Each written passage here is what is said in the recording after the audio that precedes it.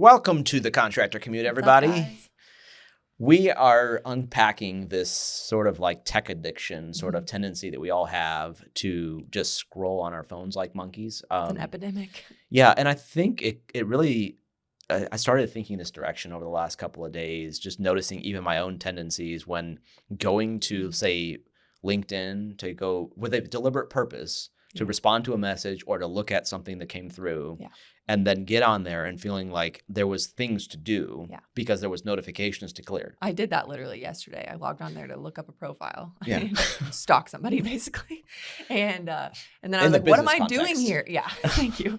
Then I was like, 10 minutes later, I was like, what am I even doing here? Why am I on this? You're just like, okay, turn it off. And you're a very focused, intentional person. Yeah. And if it could trap you, I mean, it can get anybody. It's coming after us all. And I think Instagram's that way. Yeah. I don't have Instagram on my phone. I can't. I mean, it's just, they're really designed, these apps are engineered to create this illusion of productivity and connection and meaningful, like we're doing something meaningful, right? Yeah, but you're actually not. Yeah, and so I think one piece of that is like we're not saying today that like tech is evil. Like obviously we're a tech company. We use technology. We think technology can be super powerful, but it is engineered and created to actually steal your time. Right? Yes, it's created to distract you. We have this hidden thief in our pocket that's just something we can just whip out. And I think the other thing we're going to lean in today is some of the whys behind that too, because as a business owner, you're particularly sort of in a spot of vulnerability to tech because you are in complete control of your time. Yeah. I also think like, social media, scrolling Instagram, watching YouTube video, that's kind of what we're talking about today. Netflix binging, like where we're spending our time and our days. We're not saying that those things are morally wrong. Right. Well, and I think that's they could be morally wrong, I guess. Depending on what you're watching on Instagram or Netflix. But we're not saying they're morally wrong. Yeah. But too much of a good thing can be a bad thing too. Yeah, and it's probably even more tricky because it feels like, well, this isn't bad. Right. I earned it. I mean, there's lots of excuses So why true. we feel like, it's been a long day. I need to unwind. So it feels like the right thing to do in the moment. It's kind of like processed foods, right? How like they feel good, they taste good, but they don't actually like nourish your body, right? I think that's a similar comparison to social media, or at least the take that we're giving today. Yep. What do you feel like it's robbing you of, though? Yeah, it's a subtle enslavement that robs you of the true human connection. I think I have 4 boys, a wife, and a little baby on the way. And so there are obviously very special moments we get to share with each other. And it's an incredible privilege to be a dad. You have the same experience. Yep. 2 little kids. 2 kiddos. Husband cares about beautiful you. life. Yeah, right. Yep. So many things we have that we love about our families. But then there's this tech sort of like, device, enemy. Computers. Yes, this enemy. Yes. It's time. Yeah. I mean, we were looking at some stats of like, how ubiquitous is this? Like, are people like us? I mean, we're highly productive people. Yeah. We're trying to be very intentional about our lives, but still we spend hours on our phones. Yeah. 5 hours a day is the average, which equates to a third of your waking life. Right. So like 76, I think it's 76 days per year. Yeah. Which that's 24-hour days. So anyway, a third of your life, 114. Yeah. So almost a third of waking, at say 16 hours a day of being awake, almost a third of your life at 5 hours a day is being used. Yeah. Or wasted essentially on tech. And I think Gen Z, if I remember correctly, it was like averaging 6 hours and 30 minutes or something like that. But boomers are still 4 hours. You know what I'm saying? So like we're all in trouble. So it's not like boomers are, winning at this either. So anyway, it's an interesting stat. So we're losing time. We're losing human connection. We're also this sort of like,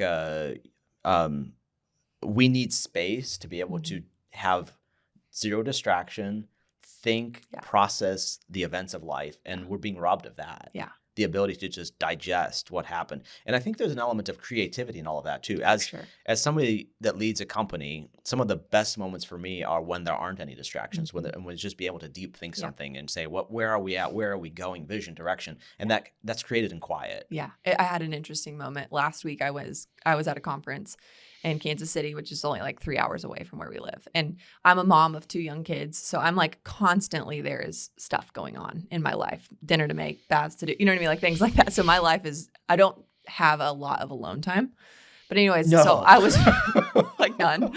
Between a husband and 2 kids, you don't have alone time? I don't know if anybody else feels that way, but anyway, so I was driving to this trip and, I found myself, I was like, what do I want to do like with my own time? I get so you got 3 hours on the road. Yeah. Like by myself in the car, I get to choose what I want to do. Anyways, so I started out listening to a couple of podcasts and then I remember a moment on the way back where I had listened to 2 episodes of a podcast. They were only like 30 minutes long, but still, after I had come from a conference where I was just like fed content for a day and a half straight. And I'm like, I have no capacity to retain any of this. I was like, and so anyway, it was a moment where I was like, I have to just turn it off. Yeah. And I sat in silence in my car for an hour and a half. Wow. And it was the best part of the whole trip. Wow. I was like, like just having space for that of like, hey, where is my mind going to wander? And I don't do that often. I'm like, a lot of times I have music going or I have something going most times. So I'm not like, above all in this, in this context. But it was just a moment where I was like, I just need to turn. I can't even retain this. Like, what am I doing? And it was like a beautiful moment of like creativity and just like dreaming about things and like wondering what life would be like. You know what I mean? Like just a beautiful moment being by myself, And so anyway, it was kind of reminds me of like what you're saying with mental rest and creativity. I'm like, I rarely get that because I'm like, and as I'm a society, tired, I go to sleep. Yes, I don't have the as a society. There's this constant movement, there's always something to do. And our brains get wired to want more of that because it is chemically rewarding. That's true. There's a dopamine element to this. I'm not a psychoanalyst, whatever you call it, psychologist.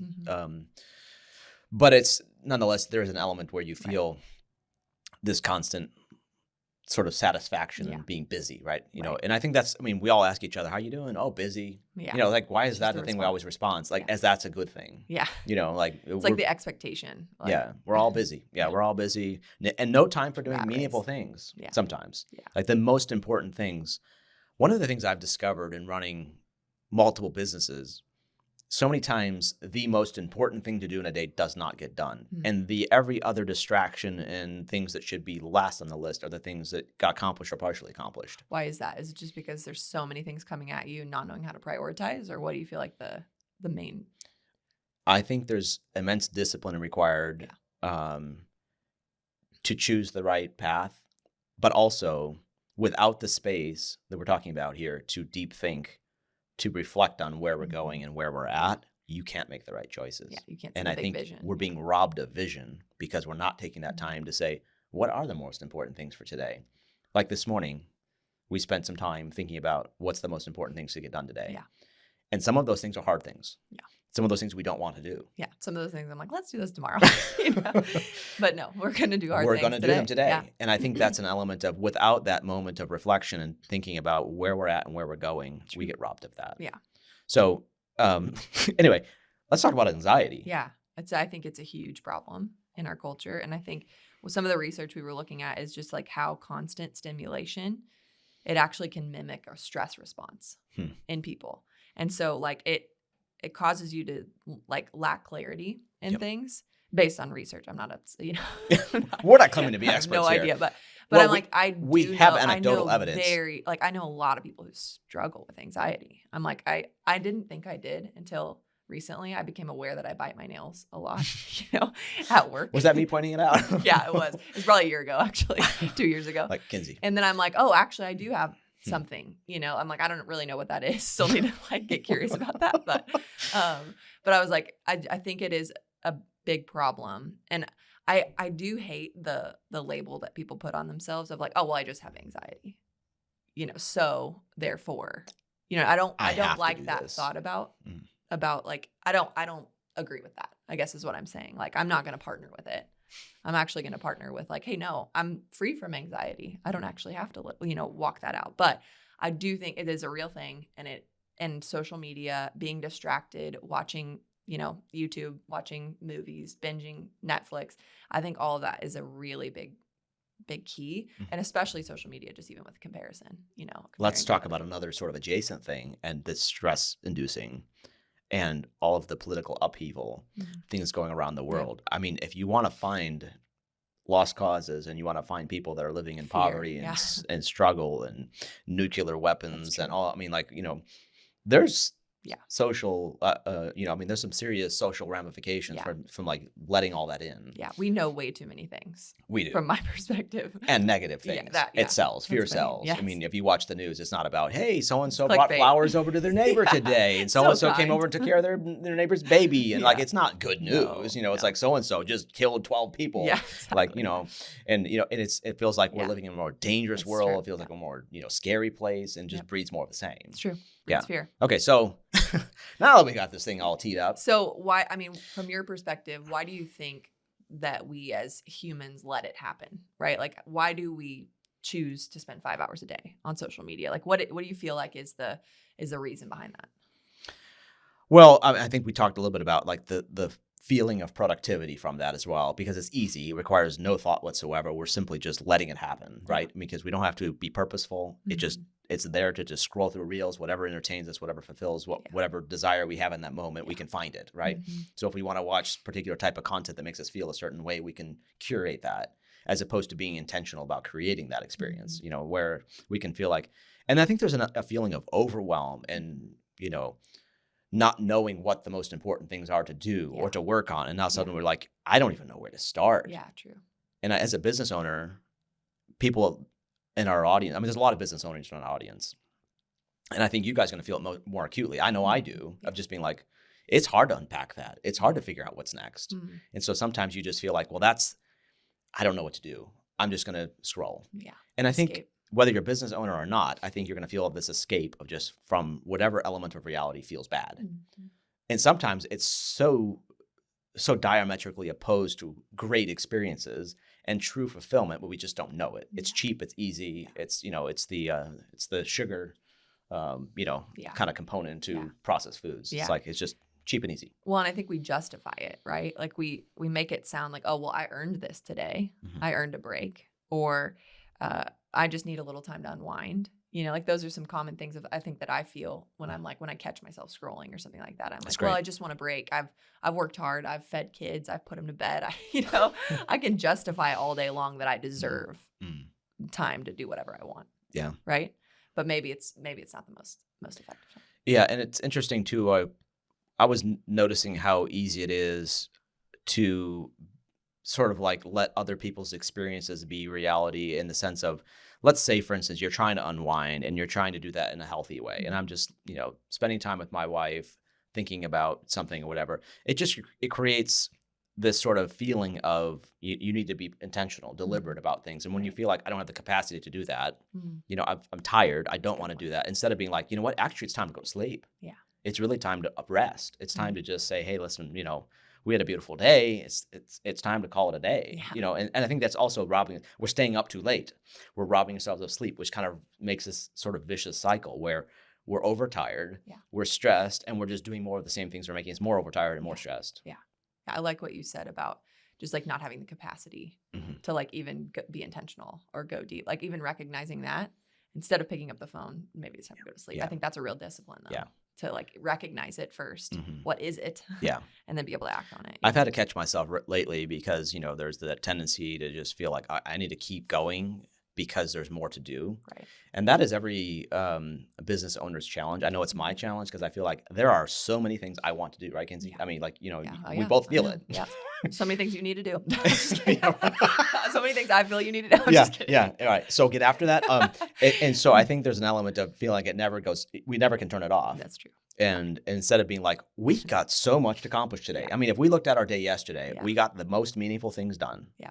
We got a ton of them done. Like, there was things that got done that had to get done. Yeah. But, from 8 a.m. till 5 p.m., hyper productive, and we got everything done we needed to that we could. It's true. But there was more to do. Yeah. But 5 o'clock, it was over. It was done. You know what I mean? And I think that's the part too of being able to have some closure and be like, okay, we'll get into this a little bit later, like, and some of the maybe hacks practices and things that we're trying to do. Mm-hmm. But I think there's an element of feeling like there's more to do, so therefore we can't turn it off. I think that's a big piece of the reason why we go towards this feeling of like, I'm still doing something. Yeah. You were saying also something about leading a business, owning a business, and the accountability piece, right? Like what were you saying about the accountability side of like, if you own your own business or if you work for somebody else, you have accountability, right? You have your peers that you're looking at, you have your boss that you're accountable to. You have deadlines that you're accountable to if you're an employee. But if you're a boss, what were you saying about that? Well, I think you really took us down that direction, because it is that level of accountability, but there's this fear of like, well, if you can't show up to work at noon and expect to keep a job as an employee, right. But as a boss, you can do that. Nobody's telling you can't go scroll through YouTube 3 hours a day if they don't see you doing it. And even if they do, you're the boss. I mean, who's going to tell you differently? Yeah. So I think as a boss, and this is probably even more acute if you're solo, if you're the guy. Whereas if you want to go park on the side of the road and scroll on your phone for 2 hours, nobody's going to tell you to do anything other than that. And it's a huge temptation. You feel overwhelmed. You're not sure where you need to be. You can't find the motivation to actually show up and do a job. Wow. I mean, you guys know what this is like. I mean, where you just feel like I'm exhausted. I'm tired. I've been working, my tail off all week. Nobody appreciates it. Instead of being like, you know what, I need some healthy activity. I need to rest. I need to spend some time. You just feel like I need to be doing stuff, but let's just do something else for now. Yeah. It's just this distraction. You guys know exactly what I'm talking about, where you just feel like, we've all been there in the moment of feeling of overwhelm. I don't know what to do next, or I do know what to do next, and I just don't want to do it. Yeah. So the business owner feels this most acutely because now the ramifications, because there's this lack of anything outside of yourself. Yeah. You are it. We saw a quote that said, "When you run your own business, your habits are your boss." Ooh. And I was like, that's pretty good. Ouch. I mean, that'll hurt. That'll sting. Yeah. I'm like, and we've talked about discipline a lot on the podcast. We've talked about it a lot in other episodes as well. But when you run your own business, your habits are your boss. So I'm like, take a look at your habits. So that could be a great thing. Yeah. Where positive habits, you're intentional, you're getting up early, and you're getting after it, as opposed to being like bad habits. Right. We see this, unfortunately, play out so often in people we talk to. Yeah. And see the negative effects of the tech addiction. Yeah. And even in our own company, you can see like how tough it is to balance that. I mean, because we use technology for good things. Yeah. We're trying to anyway. Well, yeah. But at the same time, there's just like when to be done with the technology and when to be able to say that's not productive. Yeah. That's not helpful. It's not good. Yeah. Well, I think the habit side of things is like, it's not just your business. It's your family, it's your kids. I'm like, your habits affect your kids. They don't just affect you, right? It affects everything that you put your hands to, Yeah. There's this uncertainty, pressure paralysis, where in action, we've touched on it a little bit, but kind of digging a little deeper into this, where I am paralyzed to move because of the pressure I'm under. And we've seen this play out for so many people to detrimental effect. And I think it's something I've experienced myself, where you're so overwhelmed and there's so many things screaming at you, not figuratively speaking, but you're just like, I can't do everything I need to do. So therefore, where do I even start doing that? And I think it's paralyzing. And I think this is where the tech side of it makes us, we're just prone to that. Just dive right in. And suddenly, see examples of this, just like there's important, very, strategic things going on, where just an hour spent in the right direction would be a game-changing thing. That's true. But then instead of doing that one thing, somebody is scrolling their phone. Yeah. And just unable to move, like a deer in the headlights. Yeah. Tell me about the rat park experiment. You were talking about that earlier. I'd never heard of this experiment, but tell me about that. I had heard this, where there was a Canadian researcher that had built what he called Rat Park. And so there's a known scientific aspect of rat addiction, where essentially they understood at the time that put a rat in a cage, give it morphine, and it will just essentially drink the morphine until it dies. Like in isolation, essentially. And you put a rat in a cage, give it morphine, and it will just consume it and die. Okay. And so they were researching this, poor rats, but anyway, they essentially created this rat nirvana, and so they created toys and trinkets and a community. So there was all the aspects of community. A theme park for rats. A theme park. So there was unlimited aspects of like connection between rats, and Interesting. So, and they put, as a part of the experiment, they had put rats that had been exposed to morphine into this rat park as well. And then they introduced morphine and water next to each other. Yeah, had both options. Exactly. And so in this experience where the rats had all of the connection and experience, they did not go for the morphine. Wow. They were going for the water. Very limited use of the morphine. even the rats that had been using it before. Wow. And so these researchers were starting to challenge what had been assumed about addiction at the time, was that it was chemical. And I think there are elements of that. Sure. There are chemical addictions, absolutely, particularly. Somebody that's been using something for a while. But at the same time, it was really kind of insightful of like addiction's not created just by chemical response. Not only that. It's not just that. Yeah. That's more or less the latter stages of addiction, where now it's physical addiction, as opposed to just more or less the things that led into addiction were lack of connection, lack of purpose, lack of community. Wow. And I think that's kind of insightful. And I think some of those assumptions that they learned from that have been built upon and challenged. But I think the thing that really was insightful was how human connection was more important. I think that's what we've learned since that point, since that research was done, that's more powerful than any kind of like avoiding something. I think it's interesting too. One of the things I was thinking about when you were sharing that is, let's just say you have some community and you go hang out with some friends or something like that. It'd be rude to be on your phone the whole time too. So like there's a social pressure to like be with the group, when you're hanging out with people too. So I think it kind of speaks to even that experiment you're talking about of like putting yourselves in situations to be connected to people, like allows you to choose the better thing. That's good. Mm-hmm. Yeah. So I think the addiction was not just about willpower. It was definitely about this environmental emptiness that when you put a rat in a cage, it would just die in isolation. Yeah. We can create cages for ourselves where this illusion of isolation, and we created it because we're not opening ourselves to other people. We're not reaching out to others. We're not involving ourselves in our families and communities and people around us. And which just creates more of the same, more loneliness, more isolation, and more anxiousness, more scrolling. It's just kind of a cycle, isn't it? What were you saying about AirPods earlier? You're saying you were looking at some kind of article or something if you use noise canceling headphones? Yeah. So earlier today we were talking about an article I'd found on noise canceling headphones or AirPods or those types of devices where people that use them heavily, they discovered that they had a lot of trouble sort of processing normal noisy situations because they were like so used to this sort of bubble that suddenly they went into a grocery store or an airport and they needed their AirPods in order to like not go crazy. Wow.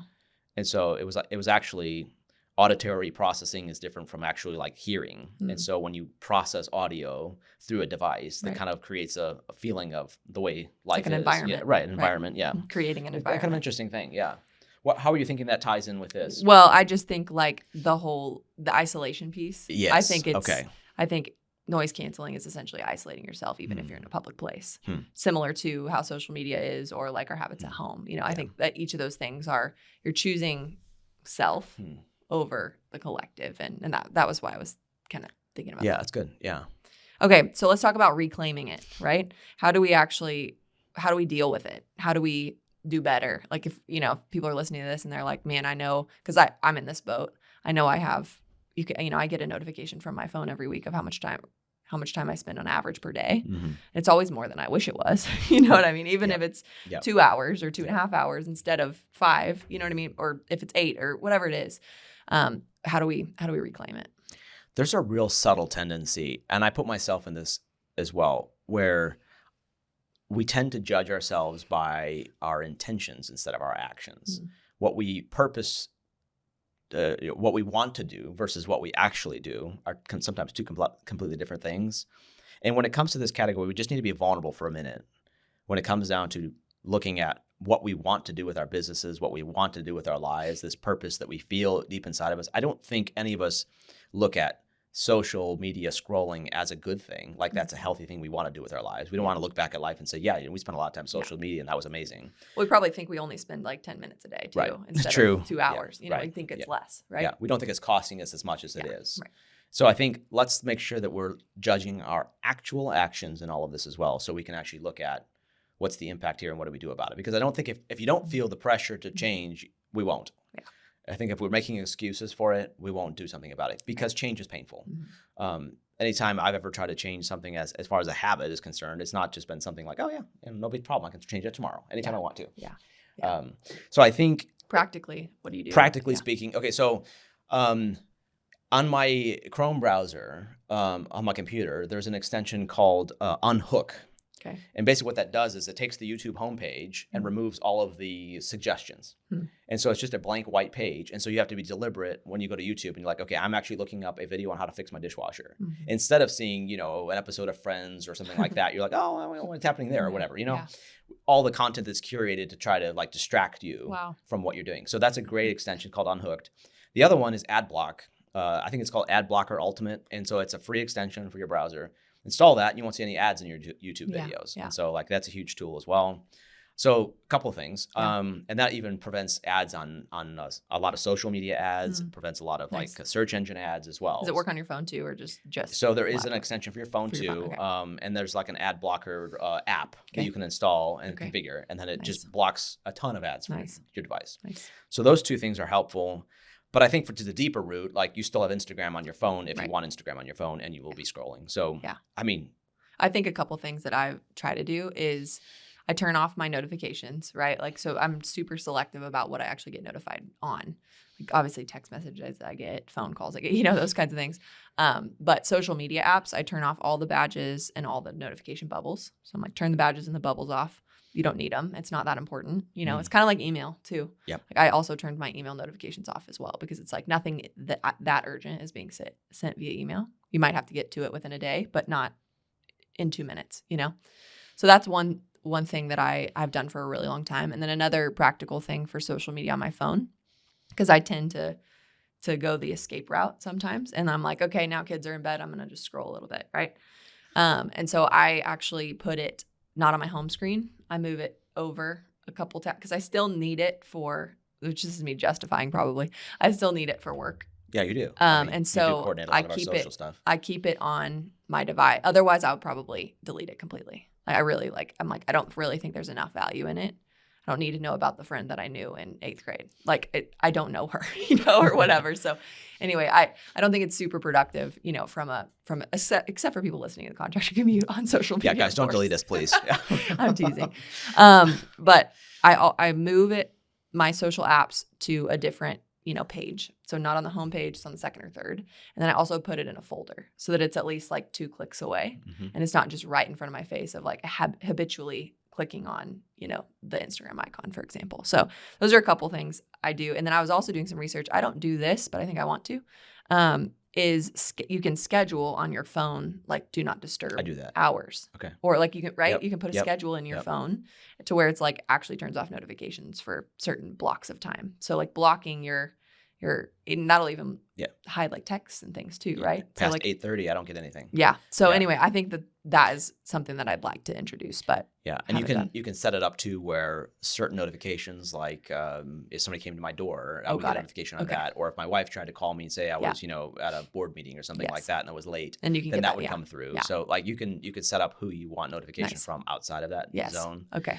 So very helpful. Super helpful. Maybe helpful all times of the day. Yeah. So now you're an extremely disciplined. I'm not trying to, you know, give you a pat on the back, but you're a very disciplined person. You're very intentional. And I think if this is something that is something you've identified as being addictive, like not just in the sense of like it could be, but something you're drawn to and you can't get away from, you need a lot more of a hard stop than putting it on a different screen in your phone. Fair. And I think good point. Probably a full break from it, involve your spouse in it or a friend into it and be like, listen, this is, and nobody's going to judge you for this. I mean, I have a friend I meet with and I'm like, hey, social media is an addictive thing and I don't want that to be a part of my life. I mean, I can be honest with that. Like I don't want to be addicted to scrolling on an Instagram app. Yeah.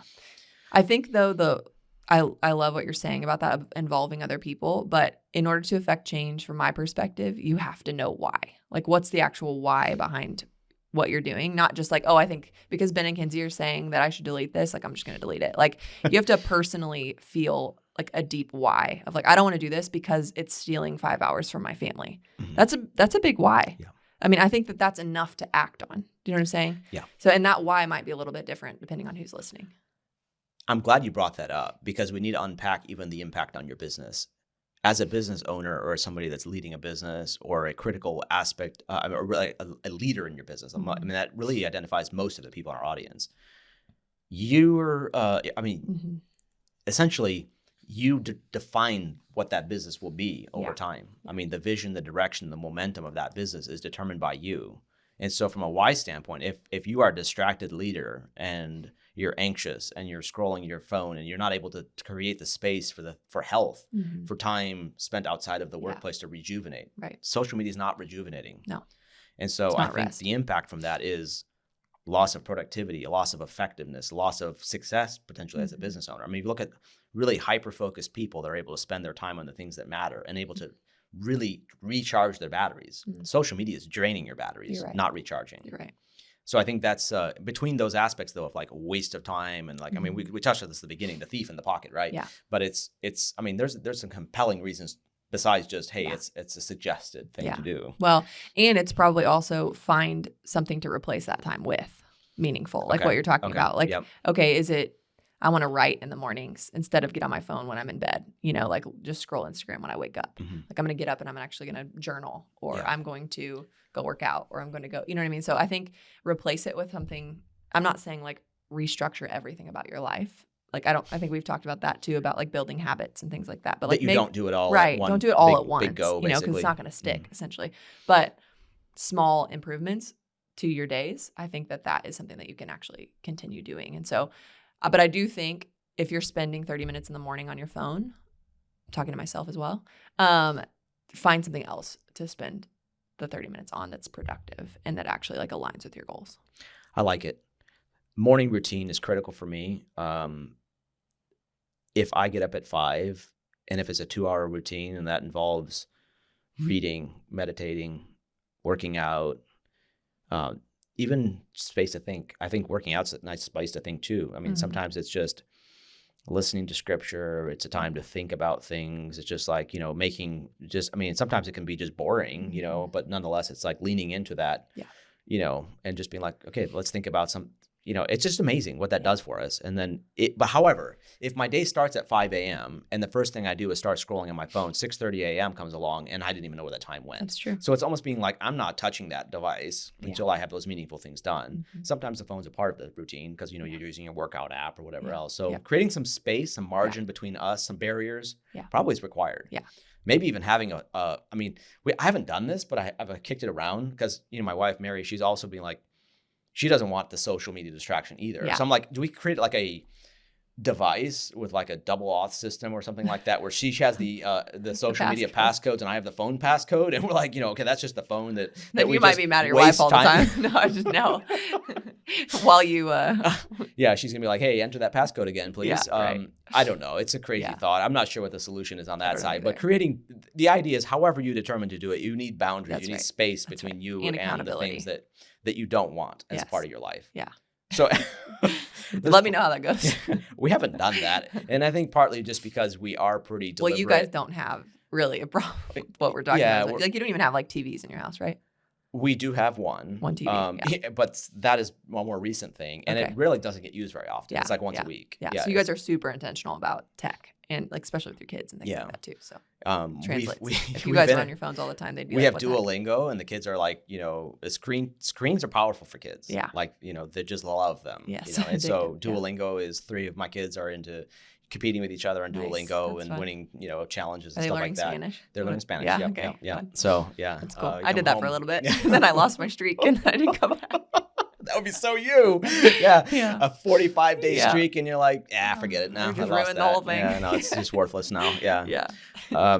Let's talk about sort of like the rebuilding of purpose as well in the business, because I think we've touched, and I think in our previous podcast episode, we touched a little bit about purpose and even we talked a little bit about routine as well, but I think that's a big aspect of this as well. When we don't have purpose, we don't have this clear vision for why we get up in the morning, we can tend to just go right to drift. I like that. Yeah.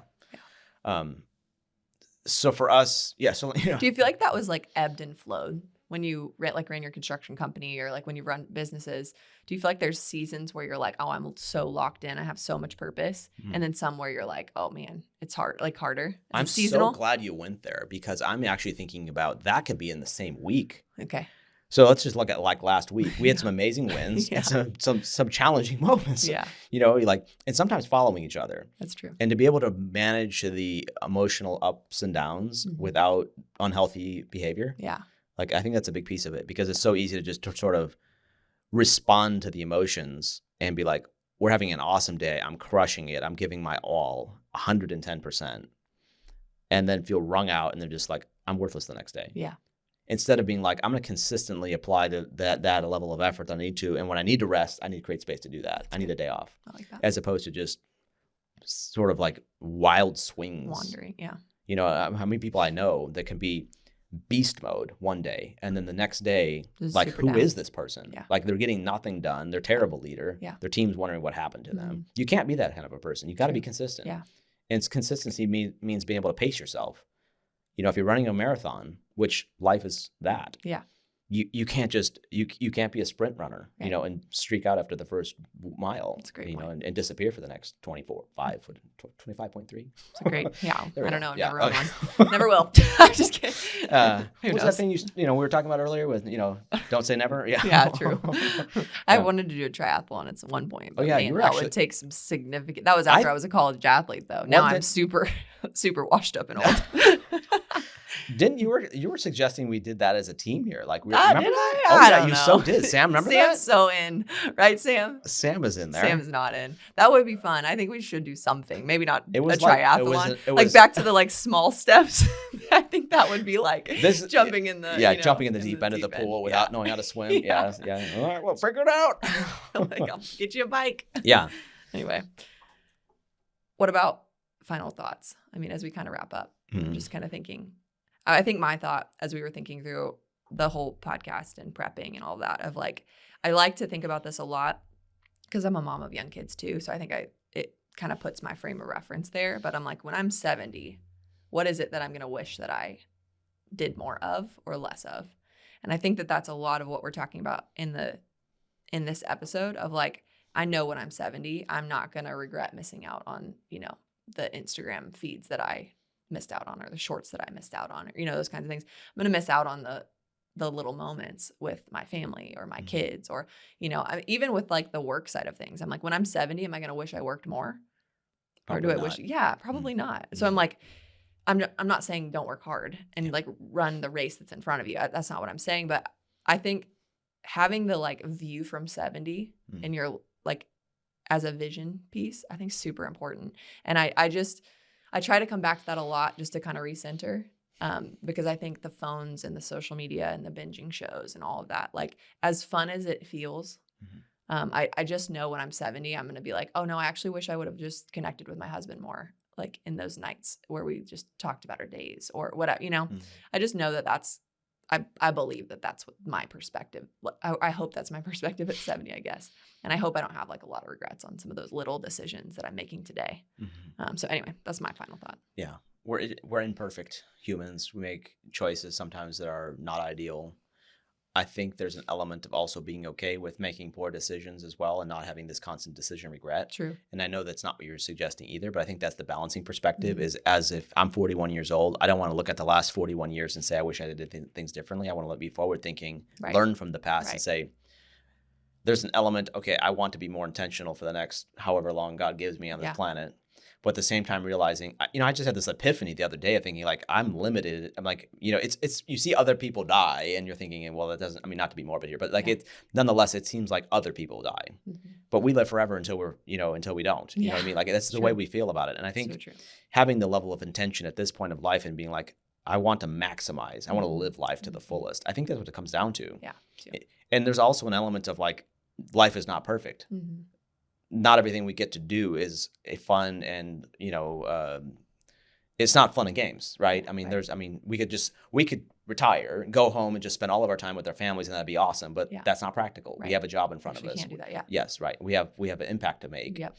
Purpose. And so in construction particularly as well, you guys are creating spaces for other people to enjoy with their families. You're building homes, you're remodeling offices, you're doing some really impactful things that can really even the vision side of that as well. And I think that aspect of it as well kind of connect the dots between these compartments of I'm going to live this bucket of work to the fullest. I'm going to maximize the 8-9 hours a day at work. And then when I'm home, I'm going to give 110% to my kids. And those boundaries and those spaces, I think is a big component of this as well. Of put the phones down, get rid of the work distractions. When I'm home, I want to be 100% home. When I'm at work, I want to be 100% there.